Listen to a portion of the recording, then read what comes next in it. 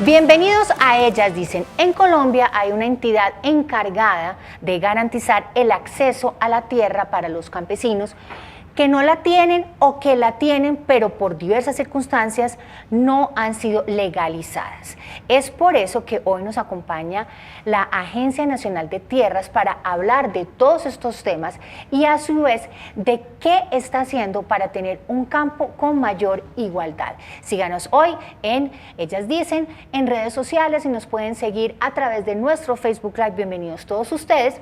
Y hoy en Ellas Dicen nos acompaña Miriam Carolina Martínez. Ella es abogada, catedrática de la Universidad Sergio Arboleda y actual directora de la Agencia Nacional de Tierras, desde donde ha estudiado a fondo el campo colombiano, sobre todo el papel de la mujer en el desarrollo del sector rural. Bienvenidos todos ustedes. Pues doctora, bienvenida a Ellas Dicen. Buenos días, Patricia, qué gusto estar aquí, qué gusto poder compartir estos mensajes con todas las personas que nos están viendo en el programa.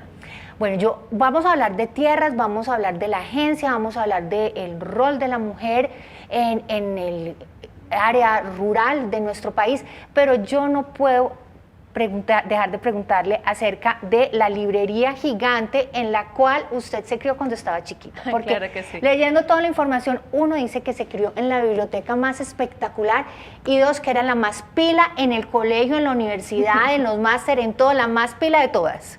Bueno, pues muchas gracias, Patricia. Mi padre cultivó durante muchísimos años el tema de amor a la lectura y en la casa nosotros tenemos una biblioteca muy grande de más de 10.000 volúmenes.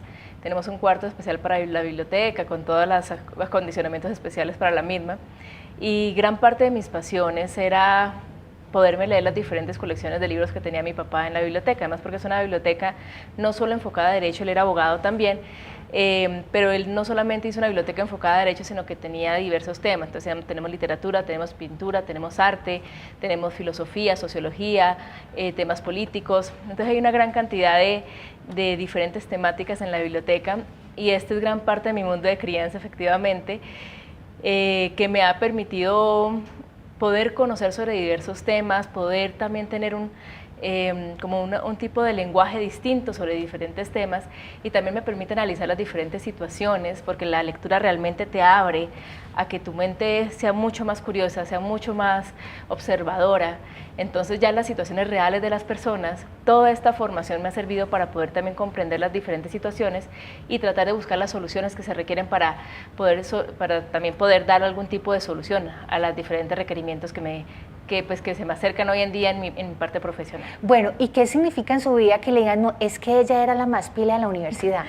Bueno, yo creo que el tema de disciplina también fue inculcado en la casa desde muy pequeñas y realmente he tenido una vocación por estos temas de estudio, me ha gustado mucho y claramente siempre fui muy consagrada al estudio. Entonces, uno de los temas más relevantes, por supuesto, en la universidad, fui la primera de mi promoción. Sin quererlo, sin pretenderlo, pues claramente obtuve beca por ser la mejor de la facultad. En ese momento la beca era por el mejor promedio de la facultad y estuve becada gran parte de la carrera. Entonces esto ha sido un reconocimiento muy importante y eso me ha acompañado desde el colegio como a la universidad y posteriormente en mi parte profesional. Me he dado cuenta que sí ha sido muy, muy relevante no solamente haber podido obtener un reconocimiento por esto, sino que el hecho de haber sido consagrada al estudio también me permitía que a pesar de que hay ciertos temas en los que no me especialicé, los conociera de base y me permitiera tomar decisiones adecuadas o investigar más allá a fondo o simplemente no comer entero, como se dice de manera coloquial. No tragar entero. Así es. Pero miren, si uno es el más pilo de los pilos de la universidad, del colegio, de todo, ¿por qué decide meterse a trabajar en el sector público? Bueno, a mí me parece... Yo aprendí desde muy pequeña, como te comentaba, mi padre era abogado, que el derecho es una profesión de servicio y yo tengo esa vocación. Creo que se ha malinterpretado la vocación. Yo sé que hay muchos abogados que no trabajan para la gente, eso es algo muy desafortunado, pero en mi caso particular yo entiendo que la profesión que yo escogí es una profesión humanista, es una profesión en donde nosotros estamos dados para la gente, debemos ayudar a resolver los problemas que tienen las personas. Y realmente en la parte del sector público es donde tú de una mejor manera puedes ejercer esta vocación. Tú estás trabajando para la gente, estás trabajando para el país y es la manera en que tu pasión de poder darle a los otros tu servicio se ve de una mejor manera, de una manera más tangible. Entonces, en este momento, pues gran parte de lo que yo soy se ve reflejado también en lo que podemos hacer a través del trabajo que estamos haciendo. ¿Cómo llega la doctora Miriam a la agencia? Bueno, es bien interesante, claramente tiene que ver con el hecho de en dónde estudiamos y a veces con quién conocemos en la universidad, pero igualmente la trayectoria profesional que he podido tener. Yo he tenido diferentes trabajos en donde he aprendido una gran cantidad de temas, y en el último tiempo ya estaba trabajando en temas de desarrollo rural muy enfocado a lo que era comunidades, tierras y la parte laboral del trabajador del campo como tal. ¿En dónde estaba trabajando antes? Yo estaba trabajando antes en Fedepalma. En Fedepalma, sí. Y estaba de líder social, entonces fue muy interesante porque desde el punto de vista sectorial yo trabajaba todo lo que era la parte laboral del campesino, cómo se hace para mejorar las condiciones laborales al campesinado, pero también a los trabajadores agrarios, que es algo muy desconocido en las ciudades, porque la forma en cómo se trabaja en el campo es muy diferente a cómo se trabaja en las ciudades. En el campo, por ejemplo, no hay una carencia de infraestructura bastante amplia, entonces no es que tú llegues tan rápido como que coges un bus, posiblemente te tocan varias horas para poder llegar a tu lugar de trabajo. Las condiciones de salubridad, el tema de salud, el mismo hecho de que no hay aspectos de recreación, hay muchos temas que no se tienen en el campo. Entonces veníamos trabajando esto, igualmente todo el tema de acceso a la tierra por parte del campesinado para la regularización de sus títulos, y un tema bien importante, no lo manejamos actualmente en la agencia, pero en su momento yo lo manejaba con los campesinos, el tema de restitución de tierras, que también se volvió un tema muy crítico para el campesinado colombiano, e igualmente todo el tema de responsabilidad social. Entonces, toda esta cantidad de cosas que yo ya venía manejando ya desde varios años atrás, nos encontramos nuevamente con el presidente Duque. El presidente Duque fue compañero mío de la universidad. O sea, que él sabía, él le había echado ojo porque esta es la más pila de la promoción. Exacto, entonces claramente cuando nos volvimos a encontrar, él se da cuenta de la trayectoria, se da cuenta del apoyo que le podía yo brindarle, además porque no solamente sabía las competencias que yo tenía como estudiante y también como abogada, sino que siempre me he destacado por ser una persona íntegra. Entonces él sabía que ahí la mejor forma de garantizar que este sector se moviera de una manera honesta, transparente y brindando seguridad jurídica como él ha querido, era teniendo una persona en la que él pudiera confiar también en sus capacidades. Pero y sus además valores. de íntegra, doctora Miriam, déjeme decirle que usted tiene fama de ser cuchilla, cuchilla, cuchilla. Soy muy estricta. Sí. Soy muy estricta y eso ¿De ha sido... dónde le viene eso? De mi familia, yo creo, mi padre también fue, o sea, él nos enseñó que uno tiene que ser muy recto siempre, uno tiene que ser recto en todas sus cosas. Que las cosas son o no son. Exacto. Es que hay unos temas que no hay, por ejemplo, en estos temas del sector público uno no puede andar a medias o arreglando o maquillando, no, las cosas son o no son. Y ha sido bien interesante porque el sector público, las entidades públicas, aunque no lo crean, creo que a veces ha habido una mala tendencia y una forma equivocada de ejercer el servicio público. Entonces empezar como a enseñar a la gente el hecho de, a ver, uno trabaja en el Estado y es el Estado mismo el que te está pagando de los impuestos de los ciudadanos. O sea, yo aquí tengo que hacer un muy buen uso del recurso público porque es que yo no solamente me debo al servicio, sino también al hecho de que muchas personas están confiando en mí para ejercer la labor y esas personas están pagando sus impuestos. Este tema, que para mí es como tan obvio, resulta que no es tan obvio, porque en Colombia, y eso es en general en Colombia, se creó una cultura de aprovechemos que es del Estado y saquémosle dinero. Así, hagamos fiestas. Pero así como nosotros nos quejamos de la corrupción y de los políticos corruptos, también cada persona debe observar que el buen manejo del recurso en el trabajo, cuando se es servidor público, también es un tema de respeto a los mismos recursos y respeto a los ciudadanos y de no caer en la corrupción. En eso yo he sido muy enfática en la agencia, entonces claramente habían prácticas que por muchos años se llevaban a cabo y que y las voy yo cambiando porque es que son temas que simplemente no se deben hacer por respeto al recurso público y entonces chocan un poco con la cultura normal del colombiano y la forma en cómo ejercían, pero es la forma en cómo deberíamos realmente empezar a hacer las cosas para garantizar el buen ¿Esas manejo. maneras chocan porque era distinto de lo que la gente venía haciéndolo, o chocan porque es que llega esta mujer, esta señora, que es además súper pila, que es súper cuchilla y además es mujer y entonces vino aquí pues a mandarnos? El tema de la mujer fue complicado. Entonces, varias cosas. Una, primero porque las prácticas ya las tenían acomodadas desde hace muchos años, desde mucho tiempo. Y es como la forma en como siempre lo hacíamos, así no se hace. Pero claramente cuando llega una mujer que además es joven, que es empoderada, que además no le pueden meter los dedos en la boca, pega muchísimo porque es que, pero esta señora, ¿por qué viene a mandarnos? Y al principio, gran parte de pronto del choque, o como de esa resistencia al cambio que tuvimos que empezar como a generar en la agencia, fue el tema de que estoy liderando una mujer. Y santanderiana. Sí, señor. Además, entonces, con el habladito. Ay, pero es que eso es una cosa, no, entonces no les gustan las instrucciones claras, ellos prefieren las cosas por ahí escondidas. Entonces, por supuesto, como yo los temas los conozco, los he manejado, claro, pues yo no me dejo enredar fácil, y eso ha costado que la gente se dé cuenta, pero empieza uno a generar cultura y empieza a formar a las personas, y hemos generado unos cambios muy interesantes en la agencia, en donde tal vez por primera vez en la historia del país el tema de tierras se está llevando de manera completamente transparente, completamente por mérito, completamente como debe ser realmente para poder garantizar seguridad jurídica. Contémosle a nuestros televidentes básicamente qué es lo que hace la Agencia Nacional de Tierras. Bueno, nosotros en la Agencia Nacional de Tierras es la máxima autoridad de tierras. ¿Qué significa esto? Somos los administradores de todos los bienes de la nación. Estos son los bienes baldíos, bienes fiscales, las islas, islotes y cayos. Nadie cree que nosotros también somos administradores de las islas. Y por supuesto también somos responsables del acceso a la tierra e igualmente el reconocimiento de derechos territoriales de grupos étnicos. Entonces, como ustedes ven, el universo es muy grande. En tema de acceso al campesinado, acceso a la tierra, que es que el campesinado tiene usualmente la gran mayoría de requerimientos, se hace todo un análisis. Hoy en día la regulación establece que las personas tienen que cumplir unos requisitos para poder ser beneficiarios del tema de tierras. Y esto se hace de manera muy rigurosa, que es muy importante acá, que yo quisiera transmitir varios mensajes a la sociedad, y es traten de no invadir predios que ustedes vean vacíos por ahí o que no son suyos. Pero esa idea de que los predios que eran baldíos finalmente al cabo del tiempo de estarlos usando o estarlos habitando al cabo de no sé cuántos terminaban siendo de la persona que llegó ahí a trabajar. Claro, eso es algo que no es real. Eso a mí me preocupa mucho porque en algún momento de la historia de Colombia alguien le dijo a la gente, ocupe, que al final se lo adjudican, y realmente no es así.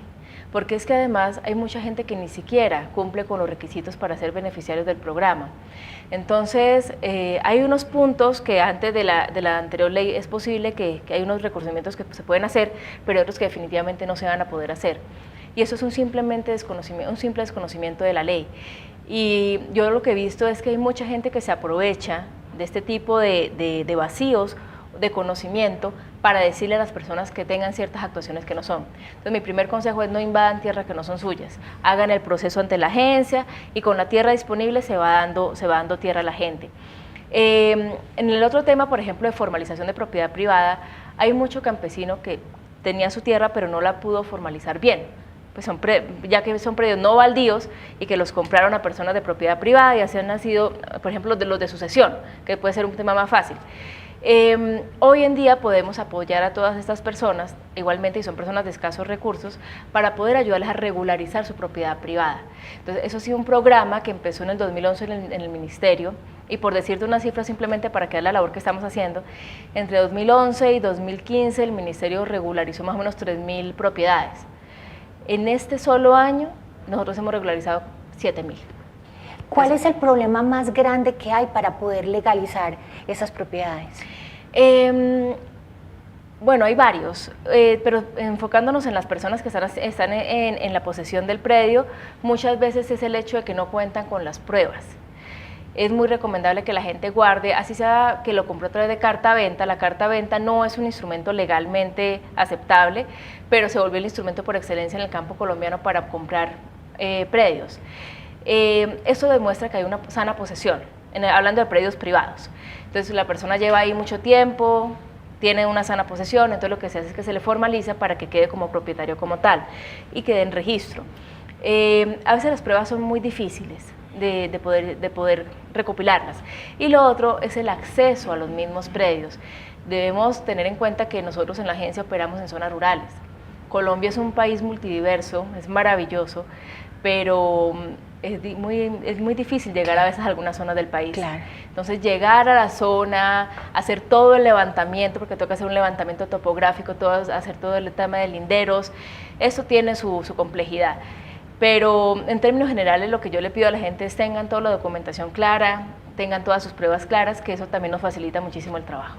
Doctora, ¿cómo está el campo en Colombia hoy por hoy? ¿Cuál es la situación? Bueno, yo creo que el campo en Colombia hoy tiene que mejorar de muchísimas maneras. Tenemos una carencia de infraestructura enorme. O sea, es muy importante esto es muy importante porque gran parte de lo que ha sido una dificultad para los agricultores de sacar sus productos es el hecho de no tener vías. Entonces yo creo que mucha gente ha escuchado el tema de las vías terciarias, que no hay acceso, pero esto viene desde hace mucho tiempo atrás. ¿Por qué lo digo así? Porque es que no es un tema de un solo gobierno, esto viene desde hace más de 50, 60 años realmente. Se tiene que hacer una política muy enfocada al campo. Hoy en día hay varios programas que hizo el Ministerio de Transporte de Colombia Rural, creo que se llama este programa.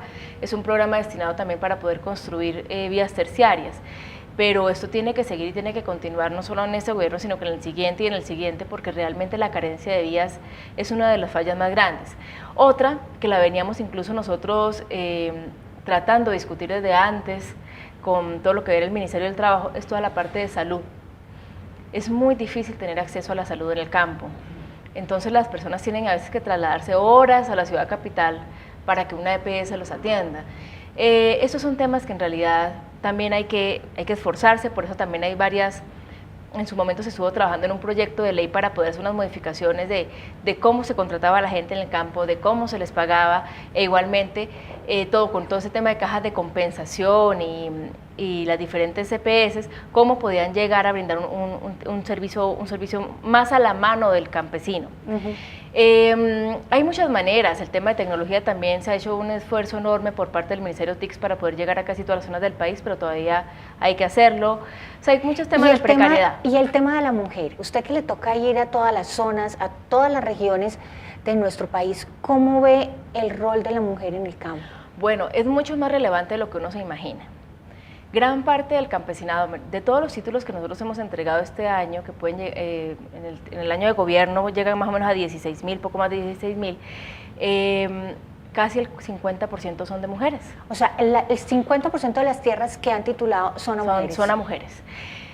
¿Y por qué es esto tan importante? Porque si tú te pones a pensar en la historia de Colombia, hubo una época en que nosotros ni siquiera teníamos acceso a la tierra, y mucho menos a que nos la titularan. Es más, ni siquiera éramos sujetos de que nos sucedieran en una herencia los bienes de nuestros padres. Hoy en día lo que estamos viendo en el campo es una gran cantidad de mujeres empoderadas que ellas mismas trabajan la tierra, ellas mismas sacan adelante a sus hijos, pero no solamente eso, ellas son motivadoras y transformadoras de su comunidad. Entonces ellas sacan su predio adelante, pero igualmente hacen organización con las mujeres de la comunidad o mujeres o hombres de la comunidad para hacer programas sociales, en donde son programas educativos, programas deportivos. Entonces uno se sorprende porque son mujeres increíblemente empoderadas, que ellas mismas le ponen el frente a todo. ¿Qué he encontrado yo en el campo de las mujeres? Muchas mujeres en situación de desplazamiento, entonces ellas fueron desplazadas, llegan a un lugar nuevo y empiezan desde cero a generar todo este trabajo en el campo.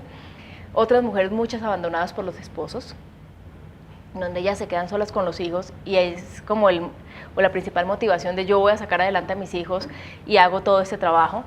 Y mujeres solas, ya se ven mujeres ya solas que ya dicen yo soy capaz sola sin el hombre. Esto no se trata de un tema de el hombre es una cosa y la mujer otra, para nada. Aquí hablamos que todos somos iguales. Exacto, pero lo que sí es muy cierto es que en el campo más que en las ciudades es un tema de machismo muy fuerte. Claro. Y las mujeres, para que ellas mismas empiecen a ejercer este rol de empoderamiento, tuvieron antes que también tener un cambio en su mente de ellas sí pueden hacerlo, ellas son completamente capaces y no necesariamente necesitan de la presencia de un hombre para hacer las cosas. Vemos de manera muy desafortunada por un tema cultural colombiano que en el campo se ve que los hombres tienen 5 o 6 familias y todas las señoras tienen que mantener a la persona, al personaje. Eso, por ejemplo, hay mujeres que ya en un momento determinado dicen, ya no más, yo esto me cansé, yo sigo adelante sola con mi familia y puedo hacerlo. Hace poco entregamos, el Día de la Mujer Rural, entregamos varios títulos a mujeres campesinas.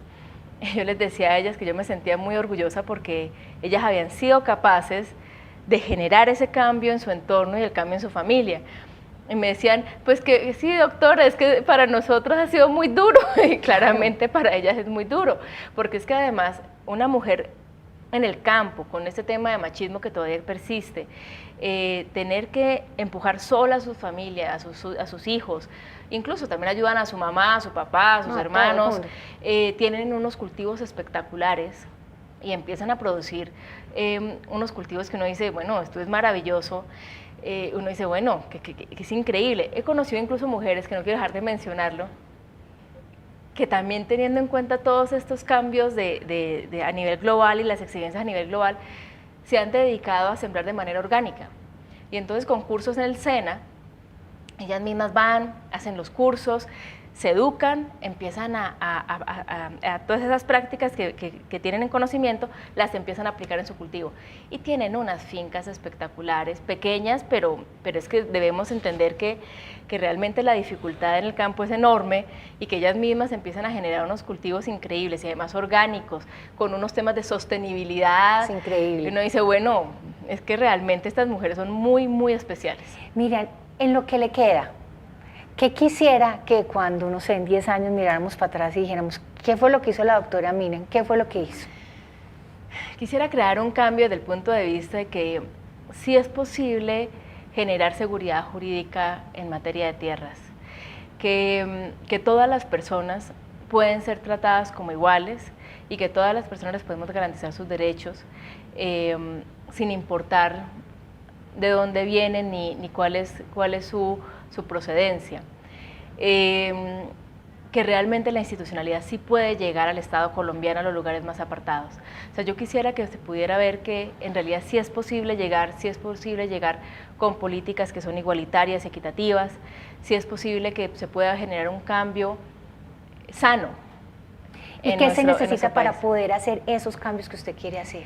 Pues que de verdad todos comprendamos que nosotros sí tenemos que respetar nuestras leyes, que hay unos límites que hay que aplicar y que debemos dejar de pensar que aquellas prácticas que aparentemente eran normales en Colombia son prácticas sanas cuando no lo son, porque eso también parte de las casas de cada uno de los colombianos y de nosotras como mujeres, además como madres, cabezas de familia o con o sin esposo, como ustedes quieran.